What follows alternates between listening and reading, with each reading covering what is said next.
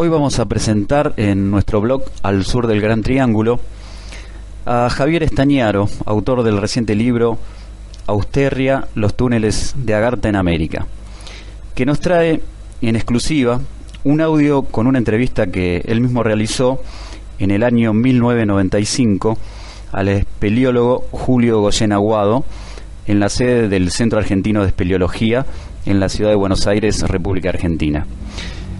Javier, antes de escuchar el audio, contanos a modo de introducción la historia de esta entrevista.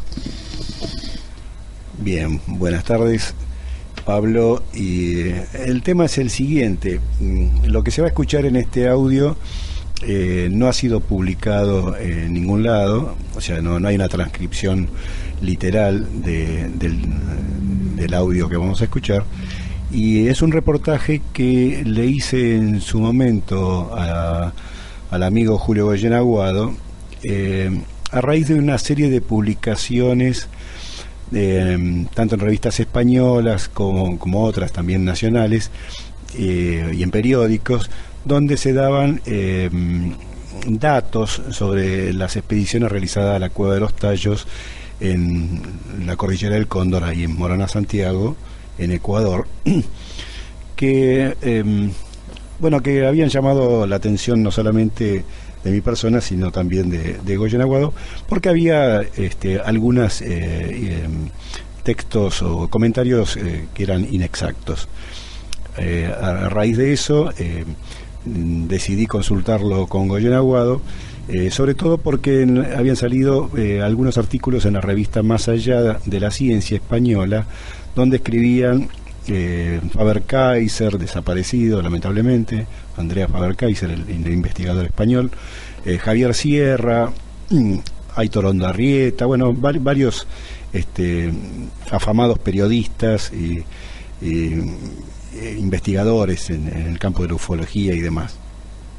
Así que nos pusimos en contacto con Antonio Campoy, que era el director de la revista en ese momento, y le sugerimos la posibilidad de presentar un artículo con declaraciones de Goyen Aguado sobre la Cueva de los Tallos, sobre Juan Morix, sobre la Biblioteca de Láminas de Oro, y específicamente sobre todo lo que se había publicado en relación con el padre Crespi de la localidad de Cuenca, y para aclarar puntos y demás. Así que en principio esa fue la idea de este reportaje, que lamentablemente en su momento no salió a la luz, y que parte de esa información lo volqué en mi libro Austerria, los túneles de Agartha en América, como bien dijiste, de reciente publicación. Así que en primicia para el Sur del Gran Triángulo y para todo el mundo, vamos a escuchar las propias palabras de Julio Goyen Aguado, donde aclara pormenores de la vida de Juan Morix y de él mismo, que, como ya dije, es inédito en gran parte de esta grabación. Así que espero que lo disfruten.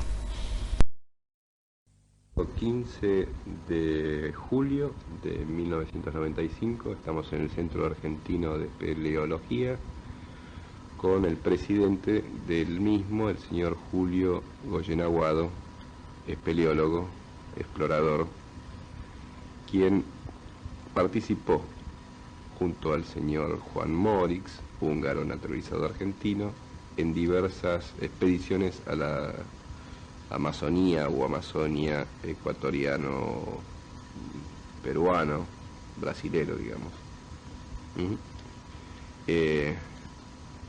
El reportaje en cuestión gira en torno a las verdades y mentiras sobre la Cueva de los Tallos, es decir, sobre lo que se ha publicado hasta el presente en diversos artículos periodísticos, de revistas, diarios, libros, como en el famoso caso de El oro de los dioses, de von Däniken. Entonces vamos a ir puntualizando algunas de las cuestiones que se plantean en torno al tema del mundo subterráneo y la realidad de estas galerías o túneles que recorrerían el continente americano por debajo de la cordillera. La pregunta sería, en principio, Bueno, qué es la verdad y cuál es la fantasía o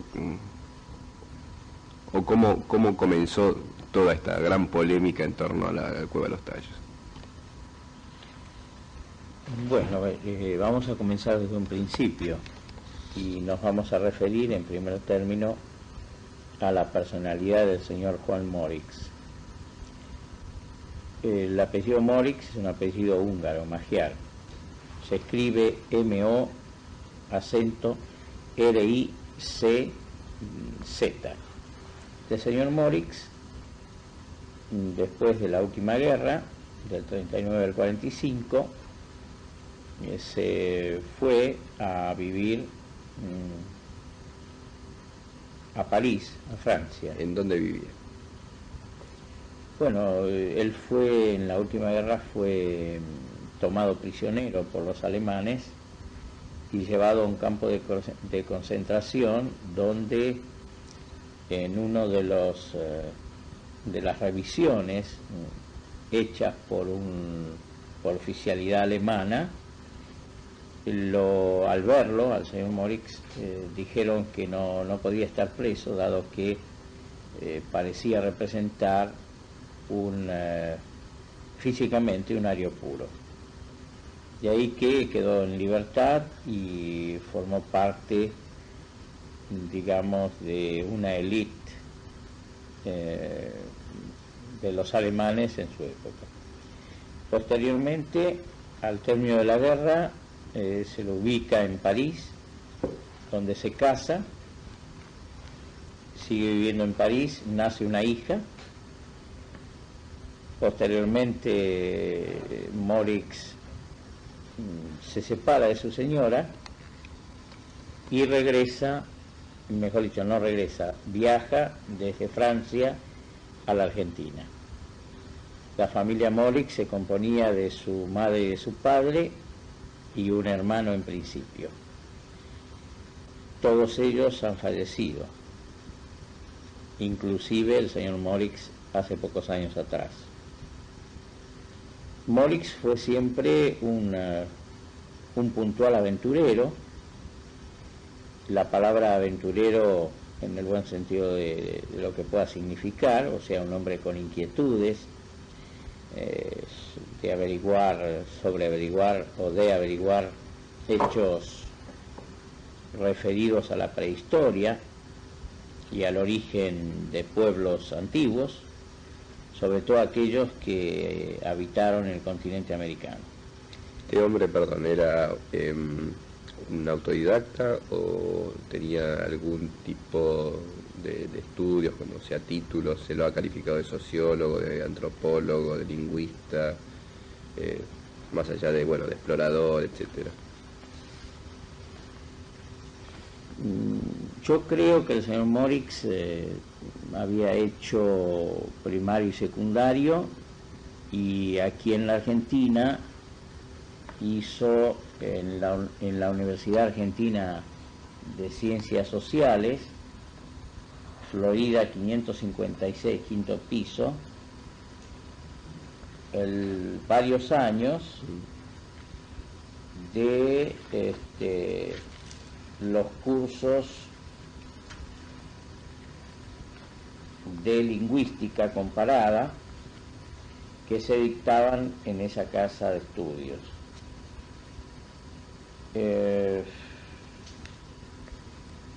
Hizo, por lo menos yo tengo las referencias por los documentos, que finalizó y aprobó varios años los cursos de lingüística, que eran los cursos especiales que se daban.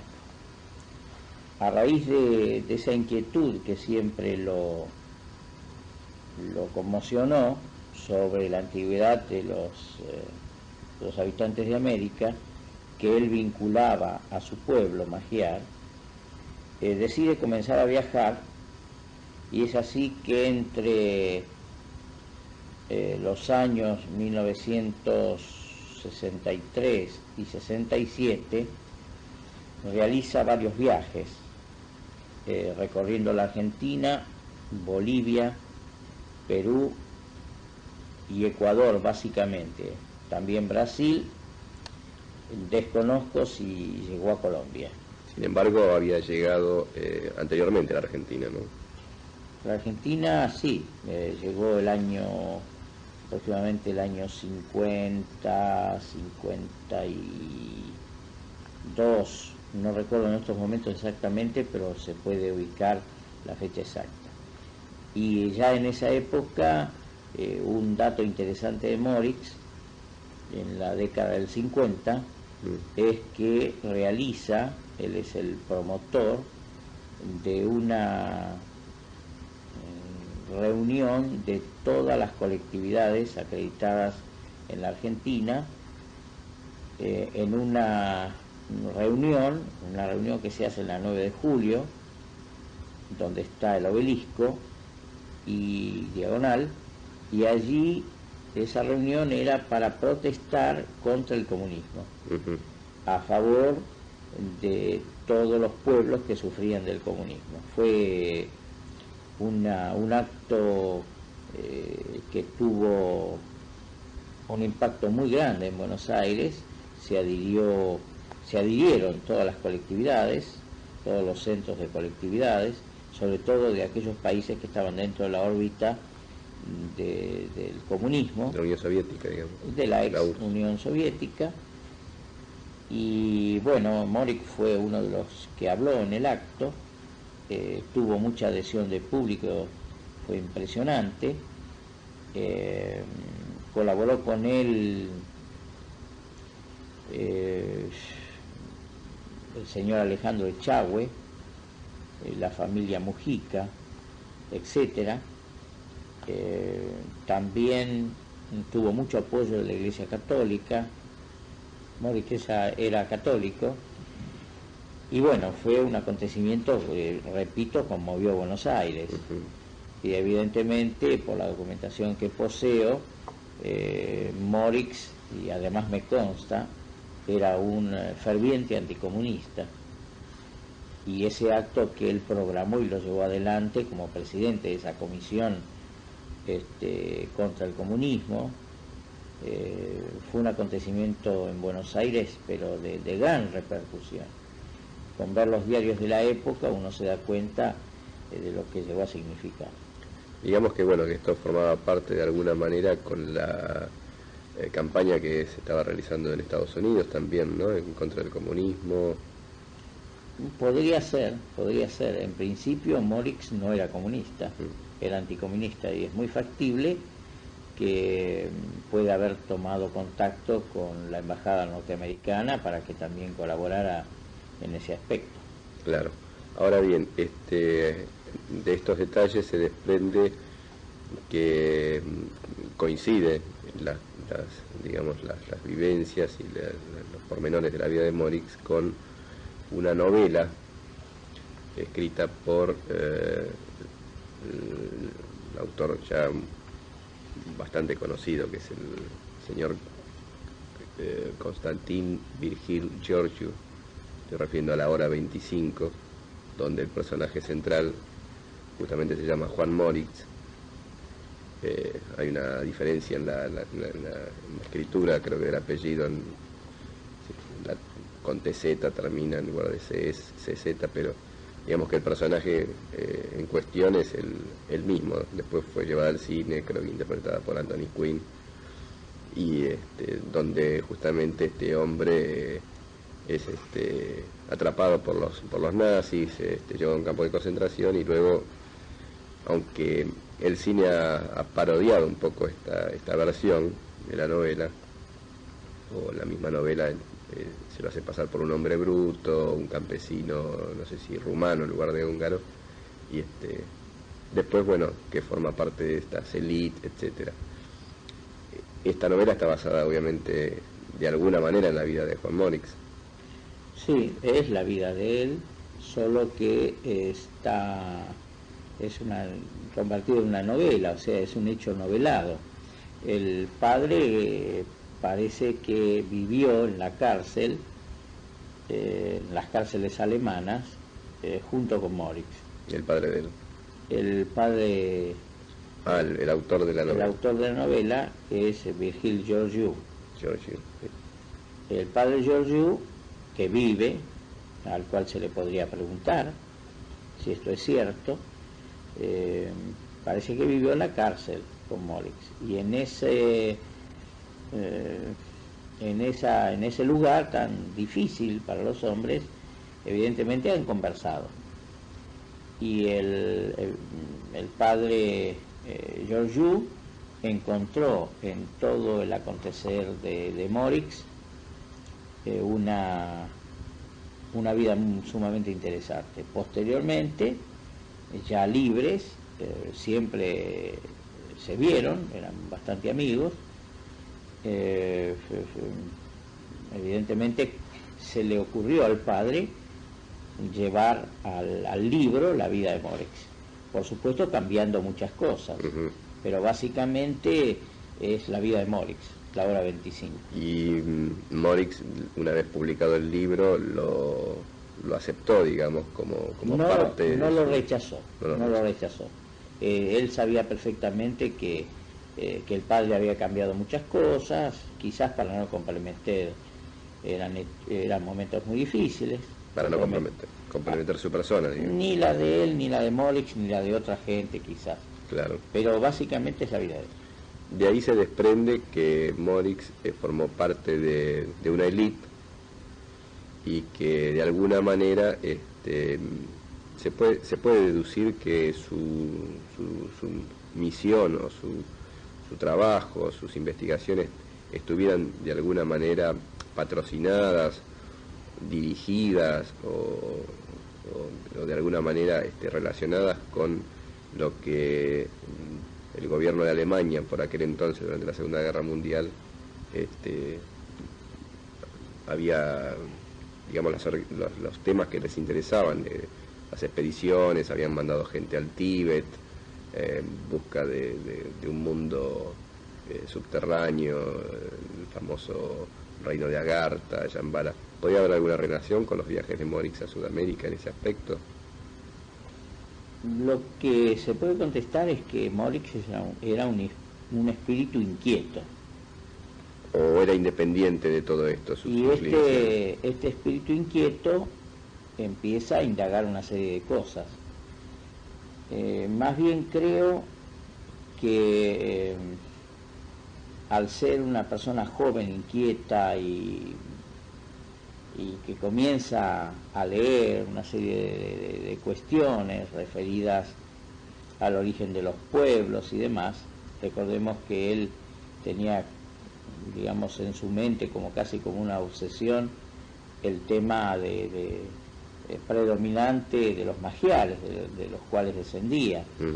Y entonces quizás a veces le nublaba un poco la visión en el resaltar solamente lo magiar. Claro. Es muy factible que, siendo como era un espíritu tan interesante, los alemanes le hayan encargado alguna misión. Eso podría ser factible. Que formara él, fuera parte de la élite. Famoso ANENERVE, Instituto para el Estudio de la Raza y del Origen del Hombre, etcétera. Que él fuera parte de eso, habría que ubicar algún documento, no sé, leer algún documento. No me consta. Me parece que Morix... Él nunca lo afirmó. Bueno, yo creo que eso jamás lo hubiera afirmado ni él ni nadie, y más hace muchos años atrás, cuando todavía vivía mucha gente que había estado en la guerra. Por lo tanto, y menos con todo el drama que significa, digamos, la última guerra para muchos pueblos. Por lo tanto, Morix jamás lo hubiera afirmado, así hubiera sido parte de eso. No era una persona fácil de lengua, era bastante reservado. Sin embargo, recuerdo que en un reportaje en la revista Vistazo, creo que es de origen ecuatoriana, se dejaba entrever algún comentario al respecto. Puede ser factible, recuerden que... Él no lo negaba, digamos, no sé si lo afirmaba, pero no lo negaba tampoco, ¿no? Quizás él lo dejó como un punto de misterio en su personalidad. Le puede haber favorecido todo ese hecho misterioso alrededor de él. O los alemanes, el círculo interno, lo pueden haber enviado a algún tipo de misión. Era un hombre absolutamente arriesgado, joven, gozando de buena salud, con un amor propio muy grande, tremendamente grande, y quizás haya salido en alguna misión especial que no creo que pudiera haber sido de carácter político o de carácter racial.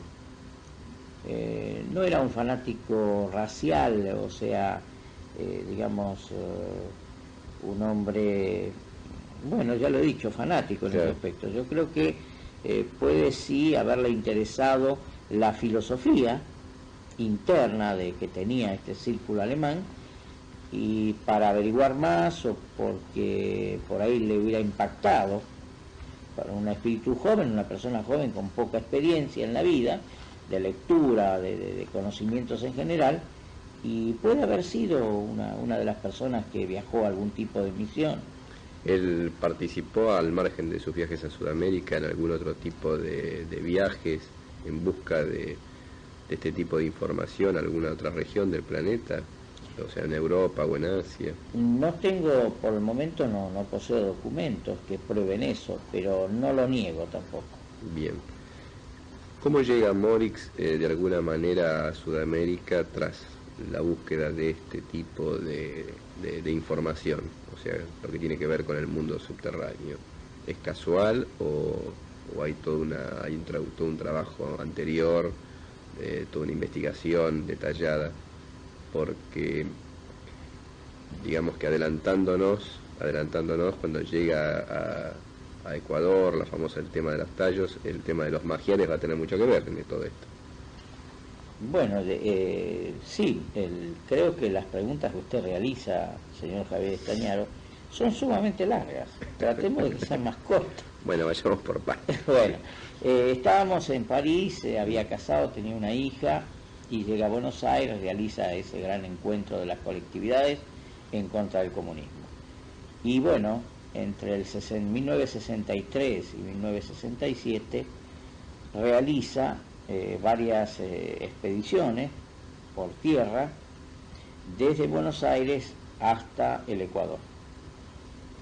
Y bueno, en esos momentos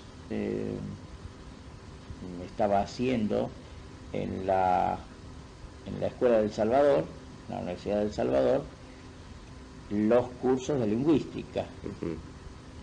Y aparte de eso, también pertenecía a la universidad que acabamos de decir, Argentina de Ciencias Sociales, cuyo rector era el doctor Alfredo Kolliker Frers. Esta universidad funcionó en la calle Florida 556 y en el 5º piso, y sabemos que el señor Kolliker Frers lo apoyó enormemente a Morix. También era autoridad en la universidad una persona muy amiga de él, militar, que asimismo es durante muchos años ha sido amiga mía, que también lo apoyó enormemente. Y esta persona que entonces esta universidad Argentina de Ciencias Sociales, Morix hace cursos en la universidad varios años. Desconozco los cursos que hizo, no lo sé, pero repartía su tiempo entre los cursos de lingüística en la Universidad del Salvador y cursos que posiblemente fueran de historia, o no me queda muy claro, en la Universidad Argentina de Ciencias Sociales. ¿Se recibe, digamos, en esta...? Tampoco me consta, no tengo documentación, pero puede ser muy factible que haya recibido algún tipo de licenciatura. Sé que los cursos de lingüística los terminó porque tengo las constancias escritas de que los finalizó. Y bueno, decide comenzar a ir al campo, a investigar lo referido a las comparaciones de idioma entre el magiar y las lenguas americanas. En ese devenir, insisto, hizo varios viajes, varias expediciones, entre 1963 y 1967. ¿Cómo se llegan a conocer? ¿Para quién? Ustedes dos. Nosotros nos conocimos en el año 1958 en la oficina del doctor Adolfo Mujica. Adolfo Mujica, un conservador del siglo pasado, había sido ministro de Relaciones Exteriores del doctor Frondizi y había tenido numerosos cargos anteriores al gobierno de Frondizi, en diversos gobiernos argentinos. Era un hombre de un gran prestigio en Argentina. Tenía su estudio en la calle Rivadavia 666, segundo piso, y yo estaba trabajando en esa oficina con un hijo, el doctor Adolfo Mujica, el señor Miguel Mujica. En esa oficina yo comencé a trabajar en temas aduaneros. No fue mi primer trabajo en temas aduaneros, yo ya venía de trabajar en temas aduaneros, y allí trabajaban, entre otros, el señor Horacio Conde, Alejandro Echagüe, etcétera. ¿Y ya existía en usted el interés por la espeleología o nació en aquellos años?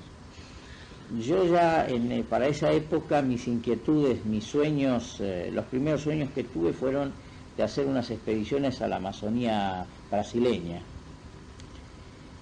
¿A qué edad? Bueno, muy joven, ya entre los 10 y 13 años, 10 y 15 años para poner un poquito más. En esos años yo ya estaba, ya tenía, a los 10 años ya tuve biblioteca propia, o sea, tenía bastantes inquietudes en muchos aspectos, en el aspecto filosófico, religioso y con referencia a la parte etnológica y lingüística también, porque también a mí me interesaba algo similar a lo del señor Morix, pero partiendo no del magiar, sino del euskera, o sea, del idioma de los vascos. Claro. ¿Alguna obra, alguna novela en especial marcó un poco esta búsqueda, esta inquietud? ¿Del señor Morix? No, digo, en este caso de usted. Y yo ya contando con esa biblioteca personal ya de chico. Dentro de esa biblioteca recuerdo muy bien las obras de Julio Verne, por ejemplo, o otras más importantes. Usted me está induciendo. Trate de no inducirme. En esa biblioteca recuerdo algunas obras del padre José Miguel de Barandiarán, en sus trabajos arqueológicos y etnológicos en el País Vasco, en los Pirineos, sobre todo en la zona de los Pirineos. Recuerdo también los libros, o por lo menos el primero que tuve, que fue Herné, del ingeniero Florencio Basaldúa, que sería un viaje imaginario a unas cavernas en Sudamérica. Similar a la obra de Verne, Viaje al centro de la Tierra. Sí, similar, escrita también el siglo pasado y publicada el siglo pasado, igual que la de Julio Verne, solo que Verne en Europa y Basaldúa en América. Con connotaciones, digamos, muy interesantes, quizás más importantes que las de Julio Verne, las de Basaldúa. Florencio Basaldúa, al igual que Morix, por ejemplo, en este caso, habría sido una persona muy discutida en su momento por este tipo de afirmaciones, o simplemente se lo tomaba como un novelista.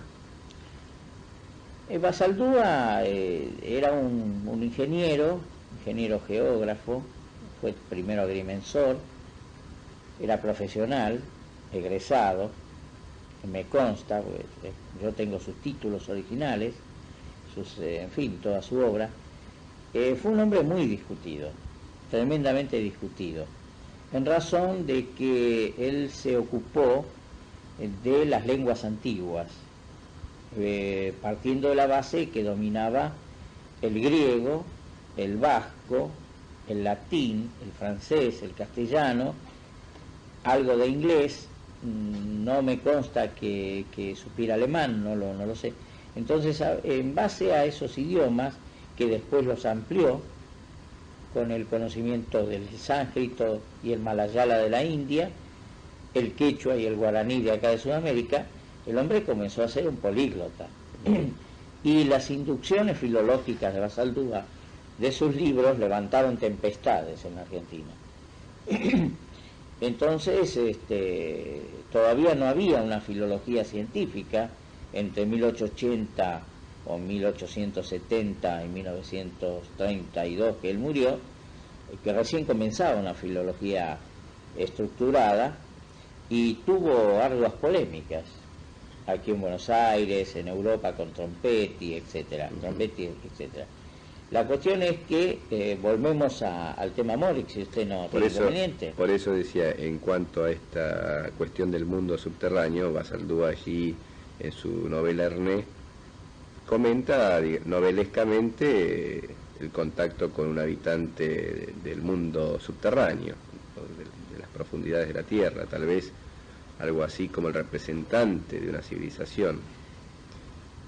Esto, de alguna manera, al igual que Morix, con sus teorías, etcétera, estaría relacionado con algún viso de realidad. ¿Qué? El tema de los habitantes, de las profundidades que se plantean en estas obras, ¿no? Se ve que usted tiene una obsesión por el tema de los habitantes de cavernas. ¿Usted cree que en cavernas viven habitantes? Estamos refiriéndonos a las declaraciones que hacen unos y otros. Y tratamos de... Morix ha hecho declaraciones al respecto, ¿verdad? Sí, podemos después pasar a las declaraciones de Morix. Bien. Que por otra parte son de él las declaraciones. Por eso. Hay que aclararlo, ¿no? Sí, es cierto, hay un hilo de interesante que en algún momento alguien se tendría que ocupar de investigarlo, que es el hilo de Ernest con las declaraciones de Morix. Por lo tanto, sí, ambos coinciden en el hecho de cavernas habitadas. Entonces, volviendo a la época que yo le decía, de esos viajes que realiza Morix de estudio, tratando de comparar o encontrar raíces filológicas del idioma magiar con los idiomas de los pueblos americanos, sobre todo el quechua, el guaraní, el de los indios... Aymara. Sí, Aymara, y también el de los indios colorados, Santo Domingo los Colorados en el Ecuador, los otavaleños, en fin, esta serie de pueblos indígenas, comienza a recorrer las zonas de Argentina, Bolivia, Perú y Ecuador, y también algo de Brasil. La cuestión es que eso, insisto, fue realizado entre los años 1963 y 1967. Bien. Al regreso de uno de los viajes, Morix presenta una nota al presidente de la República Argentina, que era el teniente general Juan Carlos Onganía. Recientemente fallecido, porque estamos hablando en 1995, claro, en el mes de julio. Y esa nota, que es del año 1967, en esa nota del año 1967 dirigida al presidente de la Nación Argentina, teniente general Juan Carlos Onganía, refiere Morix que ha descubierto en la zona del Ecuador, dice textualmente: durante mi tercer viaje de investigaciones al Ecuador, en el mes de agosto de 1966, comprobé que en las estribaciones orientales de la cordillera de Cutucu, cerca del río Upano, existe un sistema de cuevas llamada por los jíbaros Cueva de los Tallos. En estas cuevas se reunió todo el conocimiento humano de las culturas que nos han precedido, pero de las cuales, a pesar de nuestro desconocimiento, somos herederos y continuadores directos. Por ello, nuestros remotos antepasados reunieron sus conocimientos, escritos en escritura ideográfica sobre láminas de oro. para que la posteridad conozca la historia humana vivida sobre la Tierra que nos precedió hace tantos milenios.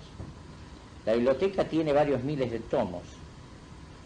Estos tomos son además de las distintas piezas arqueológicas que tienen un invalorable valor histórico. Sigue diciendo Morix que en realidad el contenido de las cuevas es patrimonio de toda la humanidad y para ella ha sido legada. ¿Esto lo habría descubierto en 1966 en principio, o es lo que él recoge el testimonio de los aborígenes de la zona? A mí me parece que él en realidad descubre, o por lo menos descubre el tema de las cuevas en 1965. El 66 hace otro viaje y el 67 vuelve a hacer otro viaje. Lo que pasa es que al general Onganía yo creo que, le relata los viajes, pero en base a su temperamento así tan reservado, no da a conocer lo absolutamente exacto. Aclara así en esta forma. ¿Se presenta alguna carpeta con materiales, hace un informe? Primero presenta esta nota, memorándum, y gracias a la amistad que tenía con el cuñado del general Onganía, que era el capitán de navío Enrique Green Urien, ex jefe de policía de la ciudad de Buenos Aires, nombrado por el general Onganía. Como él mantenía amistad con Enrique Green, entonces por intermedio de Green logra una entrevista en Olivos con el general Onganía, a quien le entrega en forma personal este memorándum, que contiene la síntesis sobre las investigaciones realizadas en la República del Ecuador por el señor Juan Morix. Bien. Y en la misma, después de relatarle una serie de cosas, le solicita el envío de la Argentina de una comisión oficial, y lo dice él aquí muy bien relatado. Dice que hizo la denuncia en el Ecuador y un coronel, Gustavo Banderas Román, me ofreció la ayuda del Estado Mayor del Ecuador para realizar una nueva expedición. Esto le relata Morix a Onganía por escrito. Y entonces yo le pedí, tuviera la gentileza de aceptar una cooperación de mi gobierno, está hablando de la República Argentina, que solicitaría en Buenos Aires, pues mi deseo como argentino fue honrar a mi país con el descubrimiento y por consiguiente de prestigiar a los científicos e investigadores argentinos. El coronel Banderas Román aceptó el pedido y bueno, hubo un arreglo en el aspecto ese, y por esa causa es que la entrevista de Morix con Onganía es a efectos de pedirle al presidente de la Nación que enviara una comisión científica que sirviera de testigo válido, que testificaran el descubrimiento. ¿Esto se realizó? Bueno, el pedido de Morix es del año 67. Mientras él esperaba la respuesta, pasaron varios meses en donde el señor Morix y el que le habla, Goyen Aguado, conversan de la mejor forma de preparar esa expedición internacional. A raíz de que Onganía dilata la respuesta, invito al señor Morix a realizar una expedición con apoyo privado, una nueva expedición, la cual se concreta, después de algunos meses de preparativos, durante todo el mes de febrero de 1968. El año siguiente, bien.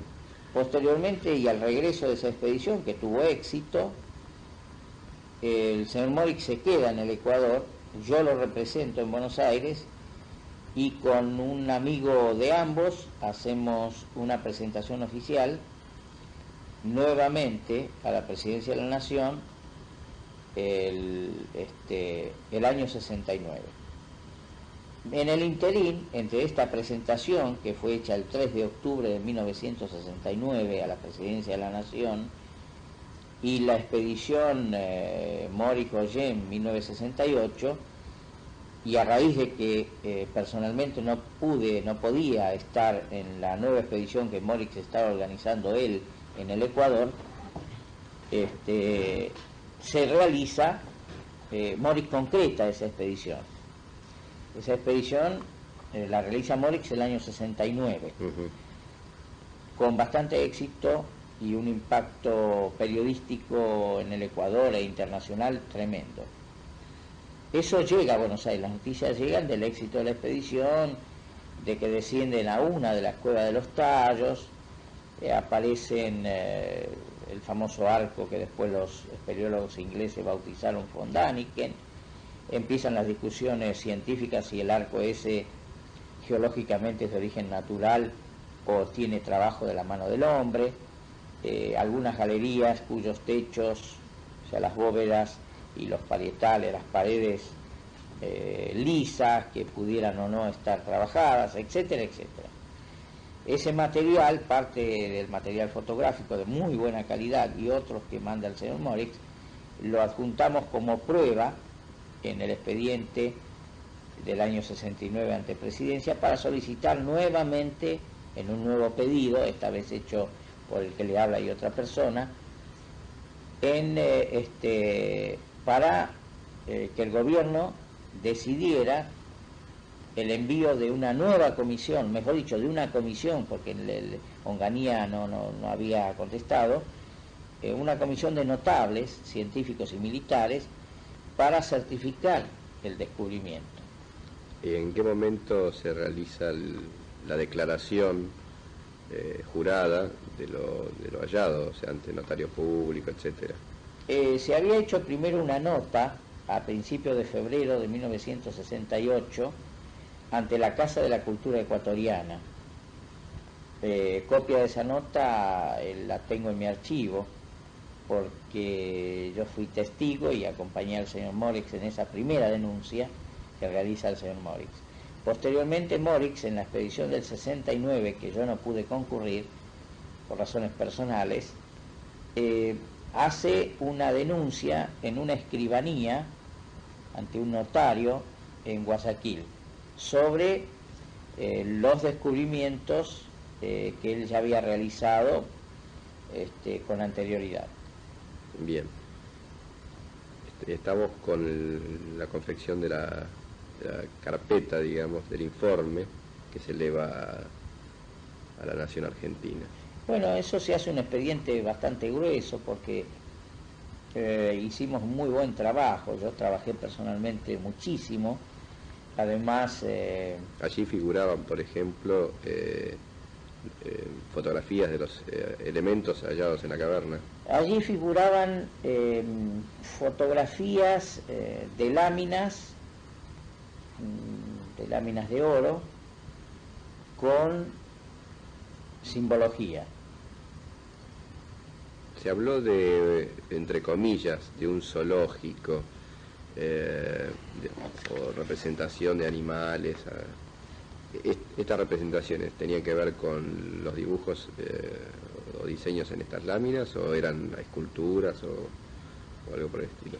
El tema de las láminas hay que discriminarlo. Una cosa son las láminas, o sea, los tomos de láminas de oro con escritura que se encuentran depositadas en alguna de las cuevas de los Tallos en el oriente del Ecuador. Que ese fue el descubrimiento del señor Morix, mejor dicho, al cual lo llevaron los indígenas. En realidad él no lo descubrió, sino que fue guiado. Allí es donde entra para el mundo occidental y cristiano, lógicamente figura él como descubridor. Claro. Y las láminas, o sea, tenemos que discriminar entre esas láminas que no se tocaron, siguen allí, y que están como si fueran libros, y las láminas de oro que les llevaban los indígenas, quizás con confección actual o no voy a discutir la antigüedad de esas láminas por el momento, que tenía el padre Crespi, salesiano, en la iglesia en Cuenca. ¿No tienen nada que ver una con otras? ¿O hay, como se planteó en algún momento, si hay un misterio con las láminas de Morix por un lado y otro misterio con la del padre Crespi. No, que yo sepa no tienen absolutamente nada que ver. Lo del padre Crespi es una cuestión que creo que él ya lo explicó en su oportunidad. Tenía un montón de láminas depositadas en los sótanos de la iglesia María Auxiliadora de Cuenca. Y bueno... Estas láminas no provendrían de la Cueva de los Tallos, como se ha publicado en varias revistas. No, eso es absurdo y además no es la verdad. Bien. Nada que ver. En cuanto al tema de las láminas de oro de Morix, ¿son realmente láminas de oro o de metal como se plantean en algunos libros? Estimado amigo, usted es un periodista extraño. No, estábamos hablando de láminas de oro. Láminas de oro, bien. Tanto las del padre Crespi como la biblioteca que se encuentra depositada en una de las cuevas de tallos del oriente del Ecuador son láminas de oro. Recuerde usted que aquí, cuando vinieron los conquistadores a América, encontraron muchas alhajas o obras de arte, todas repujadas en oro o de oro macizo. El oro era una cosa común, no se tenía como un hecho, no se conocía lo que era el dinero, tenía valor en ese aspecto. Claro. Y la escritura que contienen estas láminas, estos famosos tomos, fue interpretada por Morix, descifrada, porque el relato es que estamos hablando de la historia, que allí estaría contenida la historia de la humanidad, por un lado, o bien del hombre americano. ¿Cómo se llega a esta conclusión? Es muy difícil de saber esto. El señor Morix hace declaraciones de que es una escritura ideográfica y que contiene la relación cronológica de la historia de la humanidad en el planeta Tierra. Por lo tanto, no sé si agrega en el planeta Tierra, pero cronológica de la humanidad sí, lo afirma y está en la escritura que él denuncia su descubrimiento para reservar derechos. Claro. Evidentemente, primero las encontró, luego las vio, las palpó, las tocó, y puede ser que haya sacado algún tipo de fotografía y haya intentado descifrarlas, o haya descifrado parte de ellas. ¿Él identificó esta escritura con alguna otra conocida? Recordando que el tema del... No se conocen, por el momento no conozco dentro de la documentación que existe esa posibilidad, pero no me extrañaría que aparezca algún antecedente, porque Sir Morix era una persona, al ser tan reservada,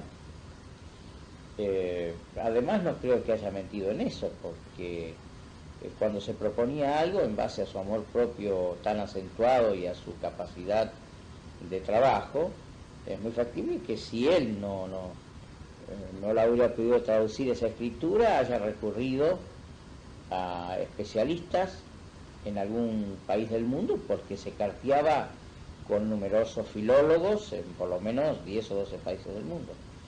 A este respecto se ha publicado, se ha dicho que él llegó a conversar con los yuaras en su idioma natal, el húngaro o el magiar. ¿Esto es real? Esa es una distorsión que usted está afirmando, yo la niego, es una distorsión. Él afirmaba no con los yuaras, sino con los indios colorados de Santo Domingo, allí en Ecuador, cerca de Guayaquil. ¿No había relación entre ambos grupos étnicos? No, tengo entendido que no, y creo que inclusive los arqueólogos y etnólogos y lingüistas ecuatorianos deben hacer la división entre los colorados y los suaras. Físicamente inclusive no tienen nada que ver. Entonces es falso que él se comunicara con los yuaras en su idioma natal y que ellos le hayan informado, digamos, por este intermedio del origen de las cuevas. Ignoro si yo le aclaré lo de los indios colorados porque él, las declaraciones que hizo fueron de los indios colorados que hablaban el magiar, o una lengua que ellos hablaban muy similar al magiar, lo cual armó bastantes polémicas. Ahora, que él hablara en el idioma nativo de los suaras, o sea, jíbaro, mire, podría ser, porque era un hombre que hablaba varios idiomas, hablaba correctamente el magiar, el alemán, el inglés, etcétera. Por lo tanto, no me extrañaría que hubiera aprendido, porque después de tantos viajes que realizó, y si se lo hubiera propuesto, tenía la inteligencia suficiente como para aprenderlo. Los yoaras, por ejemplo, hablan algún dialecto del quichua o algo por el estilo. Sería muy difícil responder eso en estos momentos. No recuerdo muy bien qué derivación tiene esa lengua. Decíamos que para reafirmar que desconocemos, mejor dicho, no recordamos de dónde deriva, de qué rama deriva la lengua suara, pero no es difícil averiguarlo. Bien. También se dijo y se publicó la relación de los pájaros tallos o aves tallos con un diseño heráldico que tendría que ver con el de la familia de Morix en Hungría, que él se habría encontrado con el diseño de justamente que el pájaro representaría el escudo heráldico de la familia Morix. ¿Esto es real? Bueno, Morix tenía un escudo familiar en uno de cuyos cuarteles, está dividido el escudo en cuarteles, figura un pájaro inexistente en el continente europeo y que parece que le hicieron algunos comentarios que aquí en América ese pájaro estaba vivo, o sea que no había desaparecido, que existían familias, etcétera, etcétera. Y bueno, ese fue uno también de los motivos de esos viajes por las selvas sudamericanas, no solamente por razones lingüísticas, sino también para ubicar ese pájaro. Él cómo interpretaba la aparición, digamos, de este pájaro representado en el escudo familiar, siendo que no existía en Europa. ¿Qué creía que significaba? Bueno, dice, voy a responderle con palabras de él. Muy bien. En un momento dado está por la selva y dice, fui pues solo, encontré que los pájaros penetraban en una gruta de la montaña. Ingresé y a los pocos metros vi que no podría continuar.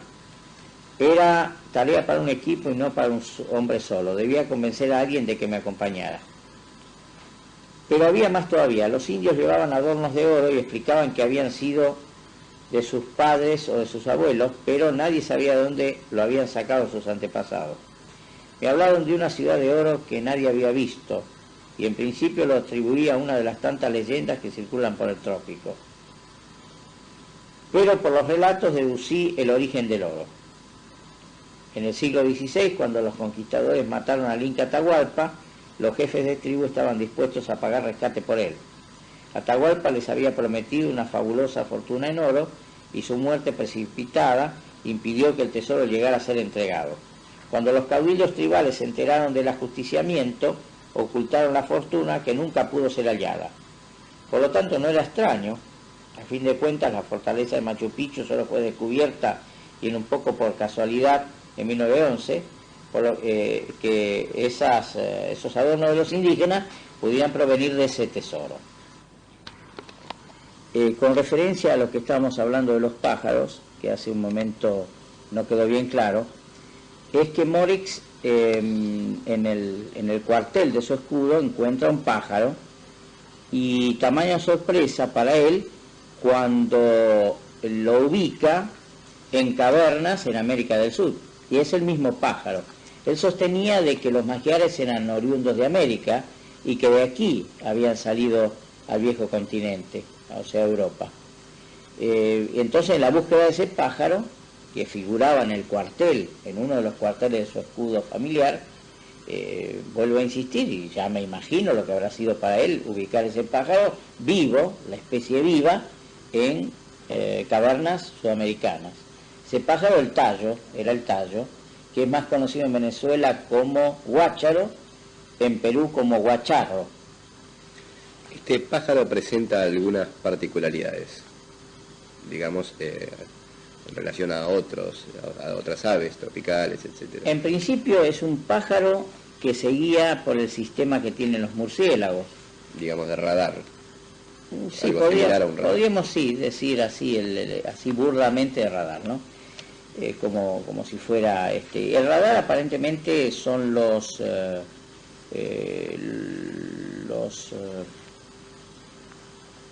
pelos, no sé cómo se llaman ahora. Una especie de bigotes que tiene. Sí, una especie de bigotes, pero había que usar la palabra científica Filamentos. que no la recuerdo.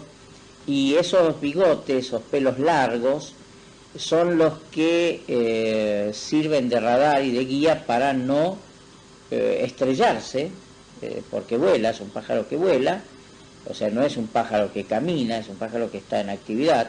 Y lo más extraordinario, yo insisto en esto, es porque el pájaro es ciego. Entonces, es un pájaro que habita dentro de las cavernas, en Sudamérica, absolutamente ciego. Y se guía por esta especie de radar para no chocar con ningún obstáculo. Una cosa simpática, que es vegetariano, se alimenta de unas semillas de un árbol, específicamente, o por lo menos es la mayoría de su alimento, y esas semillas, que contienen un alto índice de aceite, hace que la carne del pájaro sea muy grasosa. Muy rica en grasas. Muy rica en grasas. Que es utilizado como alimento para los aborígenes que viven o conviven, digamos, en la misma región de estos pájaros. Ocurre en Venezuela, ocurrirá en Ecuador también, por la grasa de este animal. Los pájaros habitan dentro de la caverna, y en diversas épocas del año, sobre todo en la época de cría, los jíbaros penetran a las cuevas o a las cavernas y van a capturar los polluelos como alimento, pero sobre todo, más que alimento de carne, para extraer la grasa que les sirve a ellos para hacer cera y hacer velas. Bien. Para iluminarse. Esta particularidad del pájaro, no con respecto a la cera o a la grasa, sino en cuanto al sistema que creo que se denomina de ecocomunicación, que le permite al pájaro justamente no chocar con los obstáculos y volar en la oscuridad. De alguna manera se presenta como un sistema de alarma para, digamos, los que están habitando en la región. Y acá volvemos a una pregunta de carácter especulativo. ¿Podría ser una especie de alarma para los que, según se dice, habitarían en las profundidades de estas cavernas? Es decir, ingresa un hombre, un extranjero, y estos pájaros salen volando asustados de alguna manera, y bueno, producen su aleteo, sus gritos. De alguna manera podrían ser algo así como una alarma, como dije anteriormente. En principio, los tallos, cuando nosotros penetramos a varias cuevas de tallos, efectivamente emiten un sonido como muy parecido al grito de niños. Es un sonido muy fuerte. Se hace ensordecedor cuando, porque habitan miles y miles dentro de las cavernas, cuando entran a volar así en grupos grandes, es muy muy fuerte el sonido. Y estoy seguro que ese sonido debe penetrar hasta lo más recóndito de la cavidad. ¿Atacan a las personas? ¿Son agresivos estos animales? No, no son agresivos. Recuerde que le dije que son vegetarianos, que tienen las características físicas de un ave de rapiña. Tienen un pico muy poderoso y quizás parecido al de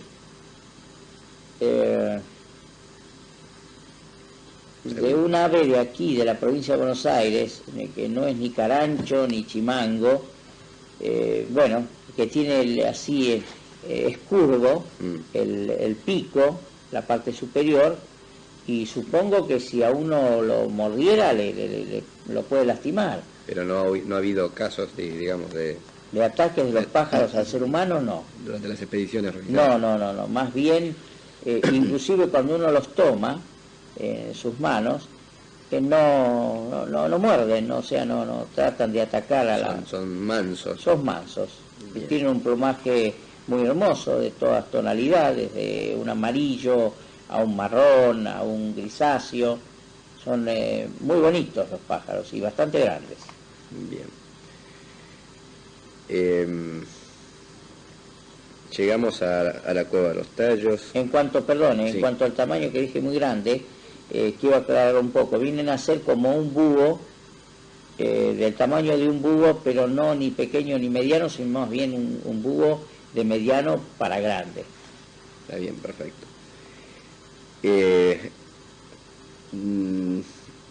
Habría entonces, dijimos que se ha difundido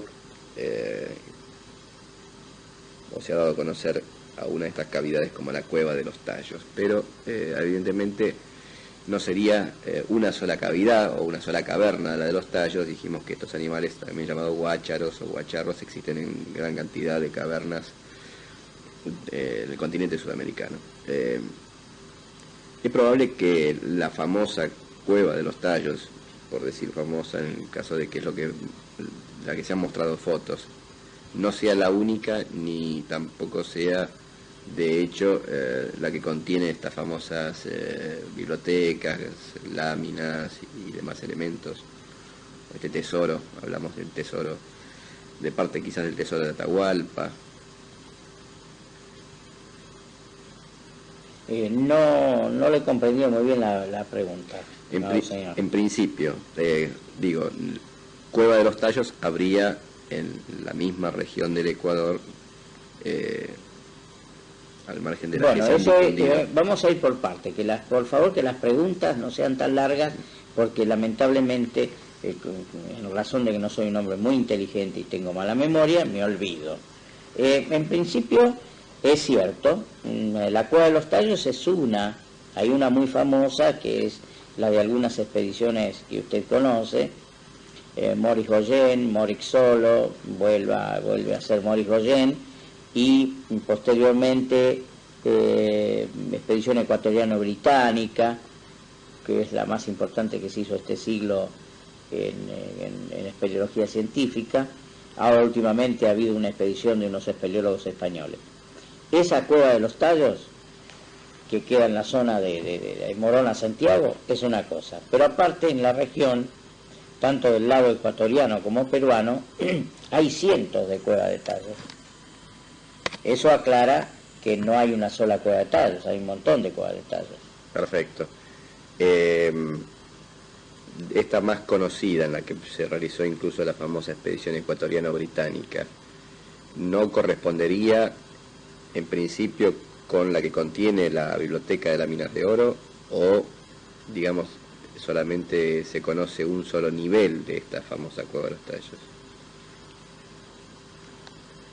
Habría que preguntarle al señor Morix, pero las declaraciones del señor Morix, lamentablemente ahora ya no ha fallecido, pero sus declaraciones fueron que se encontraban en distintos niveles depositadas no solamente la biblioteca, sino la biblioteca es una parte de lo que allí se encuentra, sino también una especie de zoológico de animales en piedra y metal. Este zoológico de animales contendrían animales que no existirían en la actualidad en el continente americano. ¿Habría animales prehistóricos, antediluvianos, como se ha afirmado en alguna oportunidad? Una cosa extraña es que tanto en algunos grabados en piedra como trabajos en piedra aparece el elefante. Que si bien es cierto el elefante todavía existe. Ustedes saben que está, en fin, que no hay muchos ejemplares al día de la fecha. Si esto sigue así, lo más factible es que desaparezca el elefante. Sí. Y no sé, en fin, no sé qué dirá la paleontología en cuanto al elefante en América, pero allí se encuentran, digamos, figuras en piedra de elefantes y trabajos, digamos, como arte rupestre, lo de figura del elefante. ¿Habría otros animales además del elefante? Quizás. Morix ha logrado fotografiar estos elementos. Si lo fotografió, habría que ubicar las fotografías. Ahora, ¿dónde se encuentran esas fotografías? Hasta el momento nunca se han mostrado, digamos. Por lo menos no se mostraron. Bien. En cambio sí se ha mostrado la de las láminas, con las inscripciones, con la escritura. ¿Esas llegaron a ser difundidas en algún momento? ¿O solamente el círculo privado?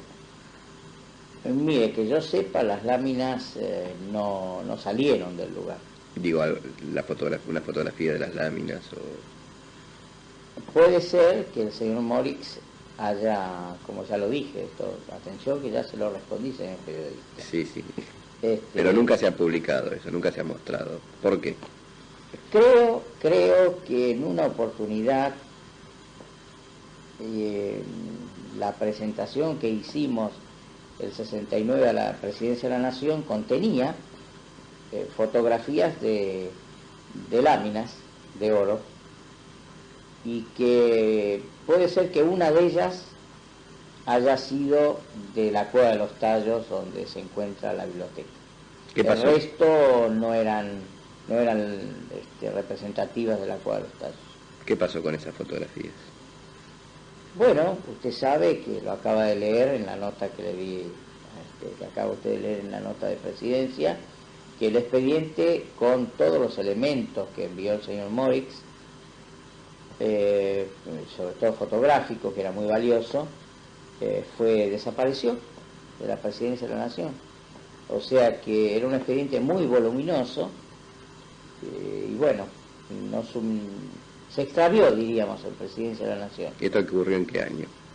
El extravío, y mire, fue presentado el expediente en 1969. Bueno, aquí apareció la nota bendita. El 18 de febrero de 1975, la Presidencia de la Nación, la Secretaría Técnica, la Directora General de Asuntos Legales, doctora Beatriz Benilde Galán, me manda una nota como presidente del Centro Argentino de Espeleología diciéndome, al final, es una nota no muy corta, dice: atento que dicho organismo fuera disuelto, habla de la Secretaría Técnica, se procedió a realizar una exhaustiva búsqueda de los antecedentes solicitados en otras dependencias, pese a lo cual debo poner en su conocimiento que lamentablemente la misma ha resultado infructuosa.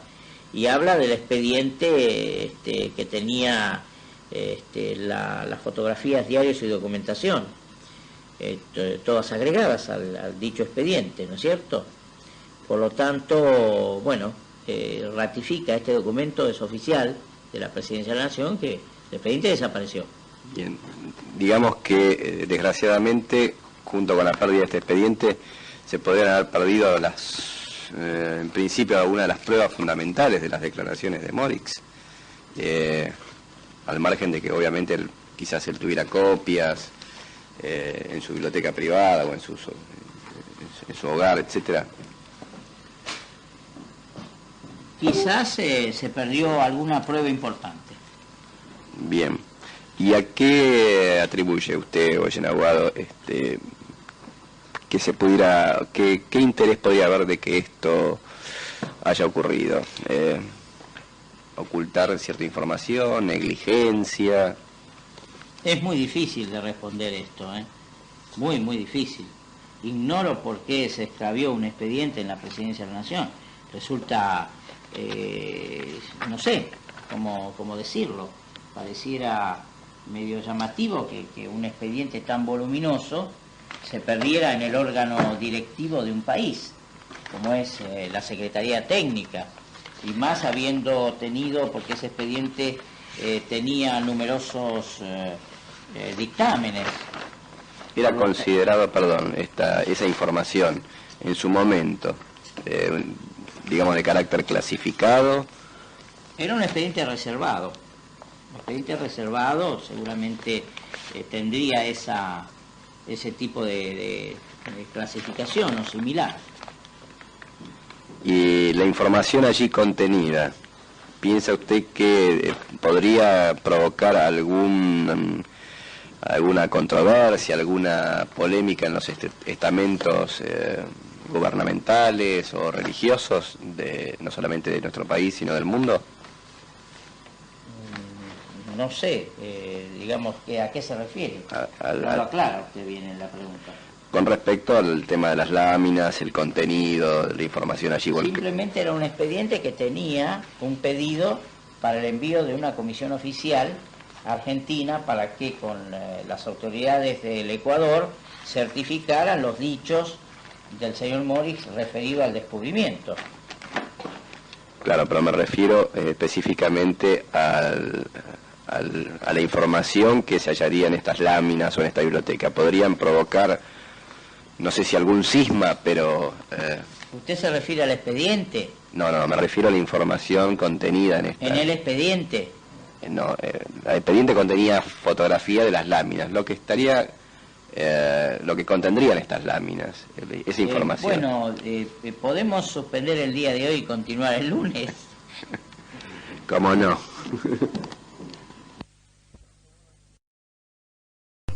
Después de escuchar el audio de la entrevista realmente reveladora, como vos dijiste, hasta ahora no difundida por internet ni en ningún otro medio, nos queda saber si se continuó el reportaje a la semana siguiente o si ha quedado registrado algún otro audio con sus declaraciones. Bien, eso era un viernes y bueno, ya era tarde y nos teníamos que ir cada cual a su casa, así que como Julio tenía que hacer un viaje largo, ya que tenía que tomar un subte hasta la estación de Once y de ahí un tren hacia la zona de Mariano Acosta, donde vivía, que es en la provincia de Buenos Aires, un viaje que aprovechaba para charlar con varios de los digamos, de los pasajeros que lo acompañaban. A veces eran siempre los mismos, ¿no? Con las mismas caras, y bueno, hay algunos amigos que hoy lo recuerdan por sus charlas con Goyen Aguado en el tren, ¿no? Así que bueno, eso quedó para el lunes siguiente. Bueno, el lunes por X causa no continuamos con el reportaje grabado, sí mantuvimos charlas sobre el mismo tema, me facilitó bastante documentación, informes y demás, y en alguna otra salida al campo, investigando, o en excursiones y expediciones espeleológicas a la montaña, ya sea al volcán Uriel Yaco o a la zona de Malargüe en Mendoza, a la Caverna de las Brujas, etcétera. Tuvimos otras charlas que creo que en algunas de ellas están grabadas. Bueno, vamos a buscarlos en los archivos a ver si podemos brindárselo al público de Al Sur del Gran Triángulo y hacer alguna que otro aporte sobre las experiencias de Goyen Aguado, Morix y bueno, y los del Centro Argentino de Espeleología. Así que bueno, esperemos que poder contar con eso para más adelante, al igual que con algunas imágenes filmadas de la expedición de Morix Goyen Aguado a año 68 a la Cueva de los Tallos en Ecuador, y alguna que otra expedición también, alguna otra región del continente, Austerria, como le gustaba llamarlo tanto a Goyen Aguado como a don Florencio Basaldúa, que nos conduzcan a los túneles de Agartha en América, como están en mi libro, ¿verdad?